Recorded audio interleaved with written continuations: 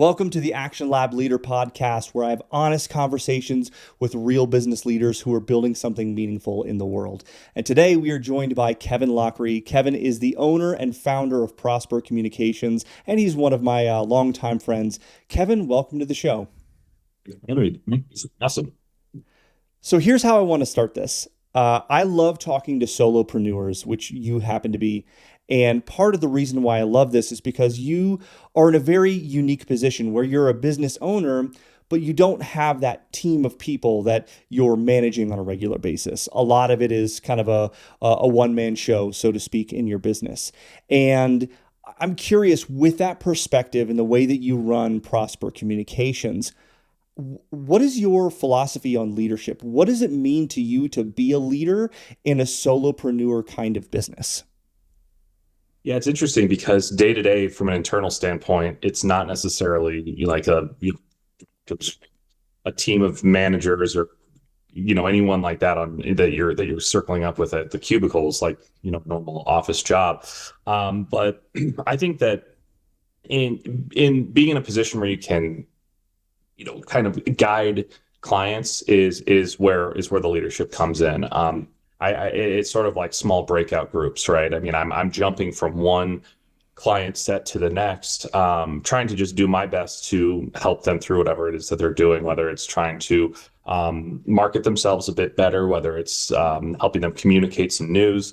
Sometimes it's simply just advising on interpersonal communications within their own company. So it's kind of paratrooping into these leadership opportunities, and really delving into those teams, even just for brief amounts of time. It's been really nice to see how easy it is to inject into those circumstances. So while I don't have necessarily a team that I work with every single day, 8 hours a day, 40 hours a week, I do have that sense of connection with each of these customers. It's an interesting metaphor, you say, paratrooping into these different leadership opportunities. And I'm curious, I'm assuming that when you move from one client opportunity to another, when you have these different client groups that you're working with, could be on very different kinds of projects. What are the ways that you think about your mental reset from one thing to another? Because I know for myself, I find it very hard to just go from one thing and immediately jump right into something completely different. I have to get my head in the right mental space in order to perform at my best. So in those instances for yourself, what are the best ways that you found for you to kind of shift between each of these client meetings? Yeah, I mean, when I can help it, I try to buffer some time in between to, kind of reread what it is that we've got going on, whether it's getting into, some press releases we've written or what have you, to kind of get back into the language, get back into the tone and sort of the ethos of the company that I'm working with. Sometimes you just kind of have to dive right in if you're scheduled back to back. But I like to take a little bit of time in between and just do a little bit of prep. And that is just, rereading notes, rereading, kind of where we stand with things. So that because it's not an everyday communication with these customers, we have to be able to pick up right where we left off and continue the conversation.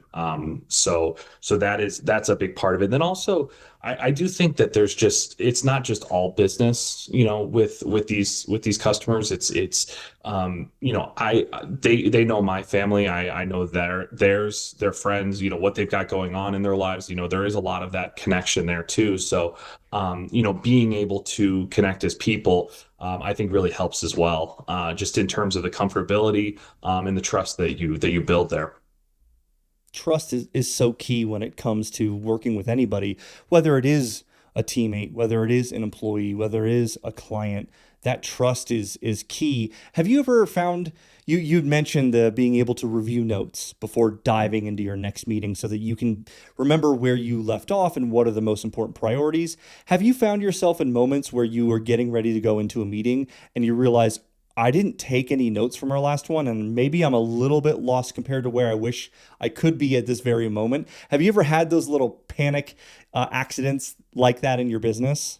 Of course, yeah, of course. And it's, that was a beginning because I came from a traditional office job where you're in it every single day. And it's just, you could wake up in the morning, you wake up at 3 in the morning and sit up in bed and think, okay, these are the 10 things I have to get done today. When you're jumping around, that's a little bit more of a learned behavior to stick a pin in things and move on to the next and go from there. And really wear a lot of different hats. So I would say that those moments came probably a little bit earlier in the process than they do now. And I've been very fortunate to have some longevity with a lot of my clients. So, being able to, have those types of cadences where, we pick it right back up. I mean, you still take the notes to be safe, but, it's a bit more comfortable the longer you go. Now, what you really have to pay attention to, especially what I do, is, there's a lot of deadlines, there's a lot of dates, there's a lot of things to remember in terms of when are we going live to media, doing public relations. What are we, when are the deadlines for this release, this quote, this media list, what have you, so that you're not crossing streams with other client work and really confusing people, because I may be working on 5 different PR moments at a given time. It's their one moment, and they need to feel like that they're my only customer at any given time. Yeah, and part of the reason I wanted to ask that is early on in my own career, I definitely wasn't as good of a note taker as I am now. And I would leave a meeting thinking, I'll totally remember that thing, that key point, that takeaway, that action item. And then life happens, tons of stuff happens, things come up within the business, and you've got responsibilities, you sleep, whatever it is. And I would find that sometimes I'd come back to a meeting or come back to something, and I would think, oh no, I completely forgot about what we talked about. There was something key, but I can't remember what it was. And so I've gotten a lot better about being able to take notes, because I know that is a very important piece of the process for me, because I don't want to put myself in a position of failure, so to speak, where I show up unprepared. But that's, I think, an interesting segue into the next thing I wanted to talk about, which is the relationship that a lot of entrepreneurs or high achievers have with the idea of failure. But you're in such a unique position that failure is what started your entire entrepreneurship journey in the first place. So can you talk us through how that all began and what the catalyst of failure turned into? It was the most, being here talking with you and running this business that I run, was the least intentional aspect of my career at this point. I mean, I was working for an agency in Chicago back in 2020, and I lost my job. The company restructured our department. They downsized our department, and they said, thanks for your time, but we're going to move in a different direction. I was looking for work in February of 2020, early March 2020. I was interviewing with a few different agencies. I really thought that was the direction that my career was going to go. Just continue, jump right into another Chicago agency. Um, while I was looking, I started an LLC just because I figured, I may be able to jump in and make a few bucks here and there while I'm looking. Well, the world shut down with COVID, obviously, and what ended up happening was I realized that there was a real need for what I offered while a bunch of companies were downsizing. I mean, they were trying to really tighten the belt, but they still had stories they needed to tell. They still had marketing that needed to be done. And so, I leveraged my market, or my network. And it went to work for me so much harder than I could have ever imagined that it would. It was kind of astounding. I mean, I put myself out there a bit, just saying, "Hey, look, I'm looking for work, what have you." A lot of really nice people called and said, "Hey, thinking of you." Just for those of us who've been in between jobs, it's not the greatest experience ever, but people tend to show up for each other in that instance. Well, people took it a step further and said, "Hey, I actually might have something for you here." And part of it was aggressive searching, as I realized that the world was shutting down around me, that the market was frozen. I wasn't going to find work elsewhere, so I just said, "Well, let's just try to scrap a few jobs together and make some money." And one thing kind of led to another in terms of the references and referrals and all of that came with what I hope was good work for customers. And what ended up happening was this thing started to roll. and it hasn't really stopped rolling in the last 5.5 years. So it was the greatest accident ever. I mean, I just kind of fell into it. I wish I could say, I pushed all my chips in the middle and I bet on myself, but really it wasn't quite that. It was more, I was kind of nudged in a direction I wasn't planning on going. And from there, I said yes to a lot of things and walked through a lot of doors, but it took that nudge to try something that I might not normally have otherwise done. Yeah, it sounds like you were in a place of necessity of I've got to find ways to bring in some income for the family. Right. And it was necessity and resourcefulness that turned into the business you have today. That it is, I know you and I have had a lot of conversations about this, and I don't want to put words in your mouth, but I know that you love the position that you're in now. And you love this business. And it's just so interesting that the things that we love now came from something in the past that we found to be something we didn't want, a giant failure, so to speak, right? Losing your job, or these moments that seem like the worst possible outcome that we could have as people. But it's always, I find it so fascinating to remember that all of these perceived failures or these setbacks or these obstacles or whatever you want to call them, that in a long enough time horizon, they end up working in our favor. There's something that happens good in our lives from that.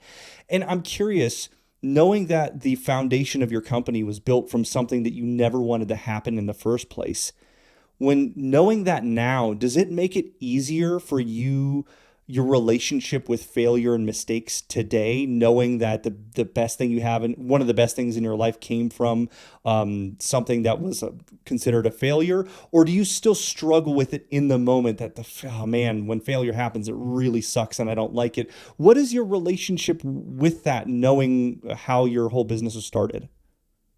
It's interesting. I wish I could say here and said, "Oh, I'm cool with failure now, and it's no big deal." Like when things don't go right, it sucks. Like it just does.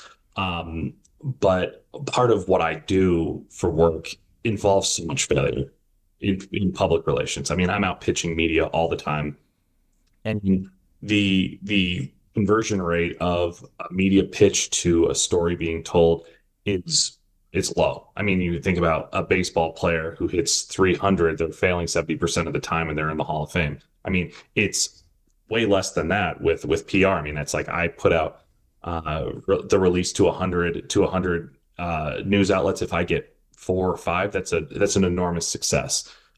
So I'm used to people saying no all the time, which I think has maybe created a bit of a callous or at least a comfortability with not taking things too personally.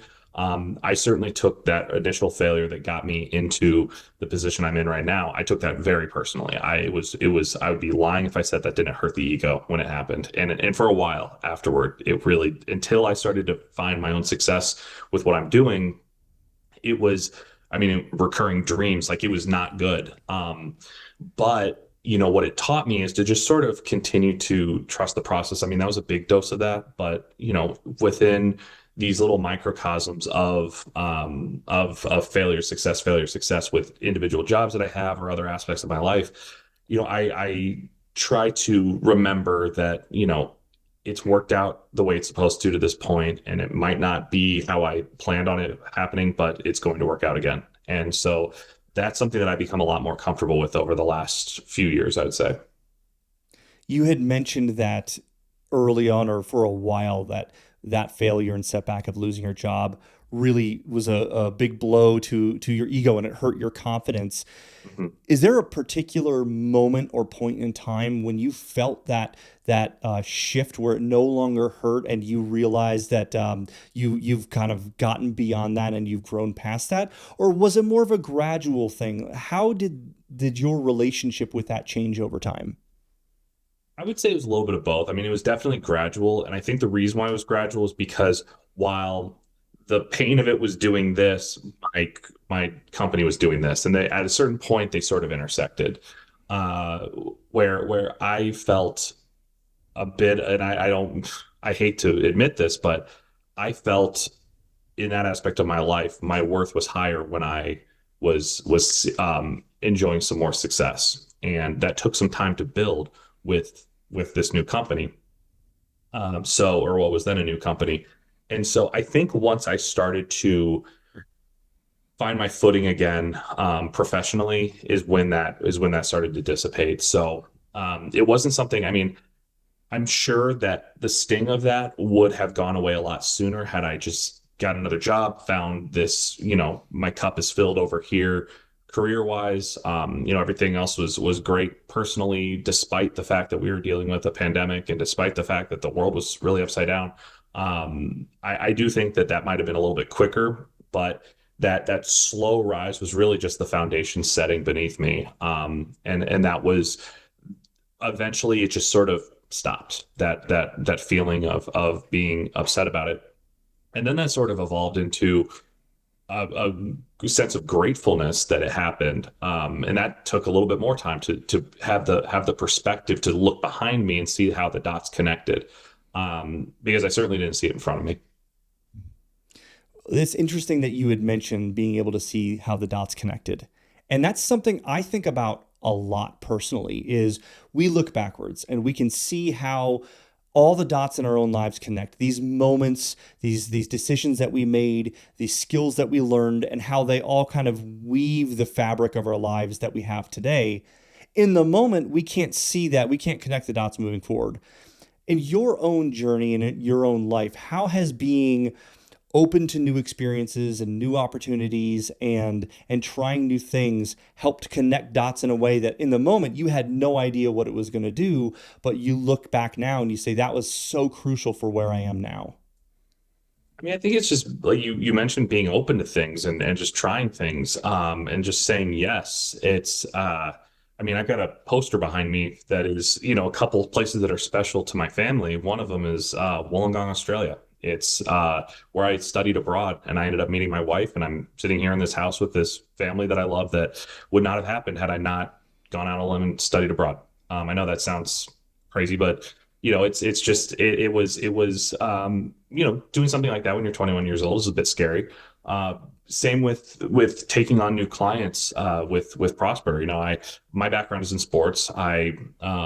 I worked in the Olympics, the Olympic movement for a while. Worked with a sports marketing agency, and that was sort of my bread and butter. And had I just been kind of hard headed and said, "Nope, this is all I'm going to do," then it would not have led me to not only just the variety of clients that I have, but the I think what kind of makes me a little bit more dangerous as a professional because I've branched off by saying yes to opportunities, branched off into tech, into entertainment, into food and beverage, into all these different places that I didn't have experience in, but I didn't know how to tell a story and I didn't know how to position a brand. And so that was invaluable because now, I'm currently at this very moment in time, I'm not even working with any sports brands. I mean, I have on and off as Prospr, and I hope to again soon because it's a passion of mine. But if I never did again, that would be okay because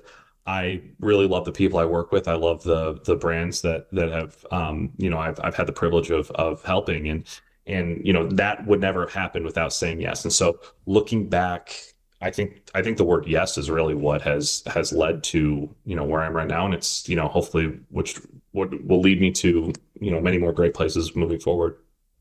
You mentioned saying yes, and yes and is one of the core tenets of improv. And I know that improv played a role in some of the things that you did, I believe, during college that you had joined a comedy improv team. But when you think about connecting the dots, in what ways has learning improv and that yes and mentality and being able to stay on your feet and be in the moment helped you in your business? In what way does that help you as a PR professional helping your clients and telling stories? What role has improv played for you? Jen, the improv is a really vulnerable. Sounds weird just calling it an art form, but it's a vulnerable form of performance, in the sense that you go out there not knowing what is going to happen. And I think yes, and it's agreement, right? It's agreeing with what is given to you and then adding to it. And that's a form of trust. And I think that in business and improv and whatever you're talking about, if you put yourself in a position to be trusted and to trust others and not come in with all the answers, not come in and steamroll and say, this is my idea and this is what we're doing, but rather being a bit more humble and saying, I don't have all the answers, and I do have a point of view, and I do have my kind of bag of tricks that I can bring to this, but trusting the group around you is what's going to make you successful, whether it's on an improv stage or in business. And so I would say that trust factor has to happen, because if you're otherwise you're just out there by yourself, and it's I know I'm a solopreneur here, and I'm doing my own thing, but that being said, without this open dialogue with the customer, and without really working closely with them in tandem, you know there's no success whatsoever. I also want to give you a little bit of acknowledgement here in a way that I don't know if this will make you uncomfortable, but I'm going to do it anyway. Is that with your ability to yes and with people, you and we get to see each other every single week because of the mastermind group. But one of the things that I've noticed is you're so good at being present with other people. And by being present and being curious, or things that you probably learned from improv and other places, you're extremely good at helping other people feel seen and heard. And I Oh, would thanks, man. imagine that beyond the the tactical stuff within a business and working with clients, I think that skill has served you extremely well in life in general, with your family, with the friends that you see on a regular basis, with your clients or anybody else. I just want to give you that little bit of acknowledgement there, because it's something that I get to see on a regular basis, and it's not a skill that everybody has. It's something that's difficult to be as present as you are, and as curious, and have pattern recognition and being able to point things out. Do you think that has also served you beyond business, but just life in general? Thanks. First of all, it's related to you, so I appreciate them. Yeah, I mean, I think that it's just kind of, you know, whether it's in business or friendship or whatever, it's just, treat others how you want to be treated. I know it's a cliche, but it's true. I mean, I've been, from a business standpoint, I've been with, agencies and brands and properties that, you have others come in and help you out and everything. And I've seen kind of the good and the bad with that. I've seen how, consultants will come in and steamroll. I've seen how they come in and do great work. And I think the common denominator in life in general is just, you want people to feel taken care of, and you want people to, feel heard and seen, and because that's what we all want. We all want to be, accepted in that sense. And so, I try to bring that to business and to everyday conversations, relationships, what have you. So, but I appreciate that. Thank you. Well, we all want to be seen and heard. And at the same time, we all want to build new skills and improve the skills that we have. And we just talked about a strength of yours. And if we flip the script a little bit, what are some of the qualities or characteristics right now when it comes to leadership and entrepreneurship that you're working on developing? Things that aren't as strong as you want them to be, and you're really focused on trying to build those within yourself. Yeah, I would say compartmentalization of time and responsibilities. Like so many people out there, I work from home. I mean, I'm sitting in my home right now, and while it's tempting to go down and play with the kids, or take some time and do things that maybe I don't want to be doing, or avoid things I don't want to be doing.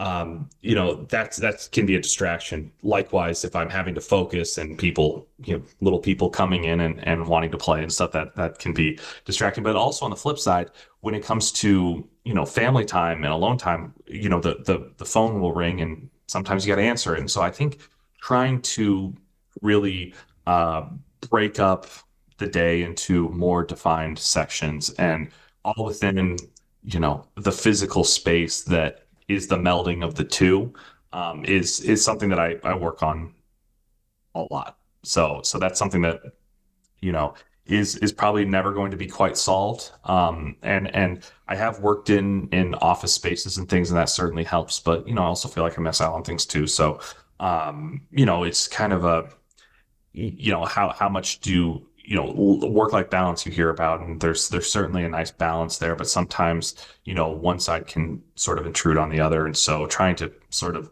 keep separation of church and state is needed. So that's something that I definitely work on. Is work church or is it state? Work is definitely state. Fair enough. Government. No, I'm kidding. So I would imagine though, with being in that position of doing the majority of your work from home, where your family also is, and finding the proper boundaries for yourself and the rhythms for yourself, because they're going to be different for everybody. And you say that's something right now that you're constantly working on building. I would imagine you're probably a lot better at that today than when you first started this business at home and you were maybe learning how to do this within your own house and how to run your own business in the first place. And in what ways, what are the kinds of things that you've changed from when you started early on until now that have served you really well? Well, I think that being able to physically separate into a different shot and everything is certainly helpful. I think that the family is more used to it now too. I mean, my kids were, my oldest was 2 at the time when I started all of this, and he did not understand it. My middle is a newborn, and so it was something that all of us were really kind of getting used to. Now, I mean, credit to my wife. She's excellent about really helping keep, those kids who are at home. I mean, my oldest is in school all day during the school year, but just kind of trying to say, okay, this daddy needs to work. We're gonna leave them alone, get them out of the house, all of that. That's been something that the whole family sort of bought into, which is helpful because it was definitely a learning curve at the beginning. Well, speaking of the beginning, if you think about your business today, as a business grows, the they become more complex. Some of the problems become more difficult or bigger or different, right? And when you think about the problems or the challenges that you have today in the business, are there certain things that you miss about maybe the simplicity of the early stages of your business? Are there things that you look back on with a sense of nostalgia that you kind of wish were around, like maybe they were the good old days? Or do you just look at your business now and say, I'm happy with everything that I have and I don't want to ever go back? Yeah, I think that the feeling of accomplishment, it's not something I want to go back to or anything, because trust me, it's way better now than it was when I first started. But I do remember there were a few early wins that happened with the business that I remember quite well. Because it was one of those things where I was working with, like I said, some Olympic sports, and being able to reach out to media with, you know, an email signature that was recognizable, or an agency that was maybe recognizable, where there was a little bit of weight behind it, so that when they hear from me, they might not know who I am, but they're at least familiar with who I'm selling or who I'm with. When I went to an email that was at Prospr Communications that had been just developed out of thin air, people didn't know who I was. And I was, there's a fear of just like, okay, I have no reputation. People, a lot of pitching. Yes, there's some media relationships involved and everything, but some of it's honestly just like, hey, I'm pitching you, hope you covered on the merits of the story. And it ends up being a good relationship once we get going. But a lot of times people are seeing my email for the first time. And so there's that question of, okay, I don't have the safety net of, an Olympic sports team email address, or a big agency or something. It's just me. And so getting those early wins and getting some early placements and things just on my own, it was kind of one of those like, oh, I can do this. Like this is going to be okay. And that was a relief and a celebration that, again, I don't want to turn the clock back to that, but that's something that I do look back at fondly, because it was just this kind of sense of accomplishment that I wasn't sure I was ever going to feel when I started this. Are there any other accomplishments or milestones that you hit that in the moment you didn't fully appreciate, that you didn't fully celebrate? But now, when you were looking back on your journey, you know, oh my gosh, that was such a vital piece of my success, or that was such an important stepping stone to get to where I am now. What kind of moments jump to mind for you? Yeah. Well, I mean, let me just start by saying I've in the last few years I've gotten really good at celebrating my wins thanks to being in a mastermind group and getting in the habit of not taking those things for granted and looking at all the good things that have been going on in life and taking a moment to just say I appreciate this, I celebrate this. Um, but I will say, there's certain clients and certain work that you can like talking about seeing the dots connecting in the background. Areas where I am right now, where I feel I've got really strong relationships and things, the stepping stones that got to those that might not have been, the biggest account at the time, but it led to a reference or a referral. It led to, kind of the next thing.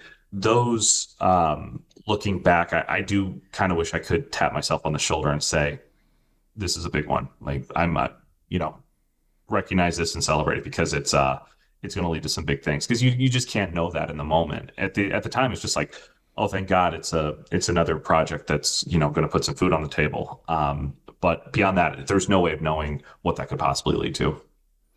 Yeah, those almost innocuous things that happen that in the moment they just seem, oh, it's just another day, or there was nothing special about this day. That when you look back on, you realize how important that thing was. And I think about that all the time too, because I think about the power of the journey and the process of the day in and day out, because we have accomplishments as high achievers, as entrepreneurs. You yourself or anybody listening, we've got all these wins that very often we don't celebrate, or if we do, we're happy for a day or an hour or a minute, and we just immediately move on to the next thing. But those accomplishments are these small moments in time. But the process is every moment in time. We're always in the process and we're always in the journey. And I think that being able to look back on a day and find the things that other people wouldn't count as great or spectacular or a win, and be able to build some appreciation for those things, I find for myself to be unbelievably valuable, because we have I see so often in entrepreneurs and high achievers that they can just look at a day or a week and they just kind of write it off like, nothing really special happened. And then I think about that and I think, oh my gosh, you're writing off so much of your own life because it wasn't some big fireworks show. Well, every day won't be a big fireworks show, and we have to find ways to love the little moments. And when we do, we're so much happier along the way.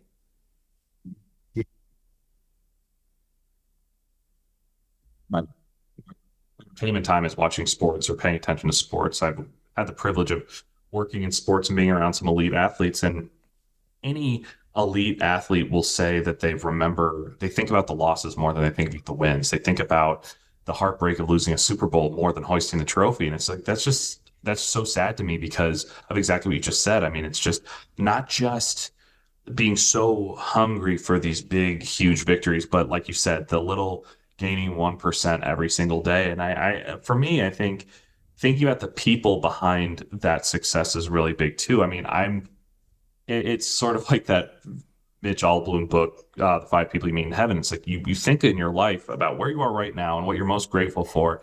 And oftentimes you can kind of travel back in time, follow the rabbit hole back to a single person, a single relationship, an introduction, someone taking a chance on you.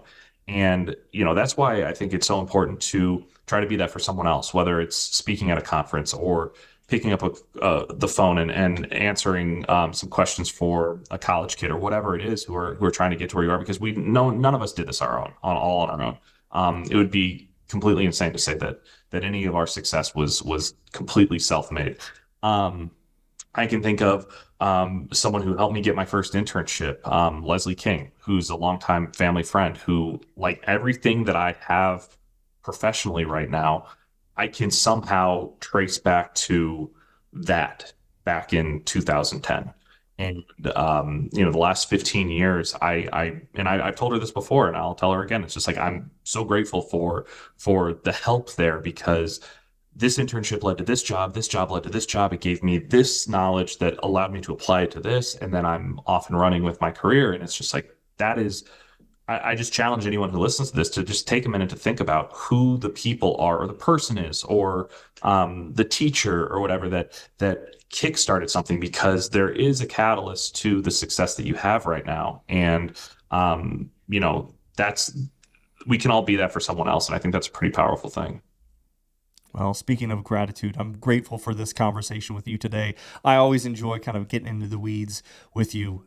The last question that I want to end on here is, what is one action you recommend to our listeners who want to become better business leaders? Is there one tip, one takeaway that has been very helpful for you in your career that you would recommend to anybody listening to implement in their own businesses or even in their own personal lives? Because leadership follows us everywhere. It's not just in the workplace. Yeah, I would say early on when you're trying to get started, be giving of your time. I'm not advocating for people to work for free, but whatever it is that you're trying to do, whatever it is you're trying to accomplish, try to try to cram your resume, not only to help you become more marketable, but also to be exposed to as many people as possible, as many minds as possible, as much information and ideas, and you learn what you want to do and what you don't want to do. And then as you've had some more success, I think it's just, you know, if you get to a certain point where you're good at what you do, you know what you're going to know. You learn a little bit every day. You remain curious, ask questions, read books and things. But I think it ultimately comes down to the people. I think it ultimately comes down to, whether you're serving customers or, you're leading a team or whatever. It's just get down to the personal level, because, the difference between one person's skill set versus another is pretty negligible. But man, the difference between a good person and someone who's not in it for the right reasons is astronomical. And so, connect with people,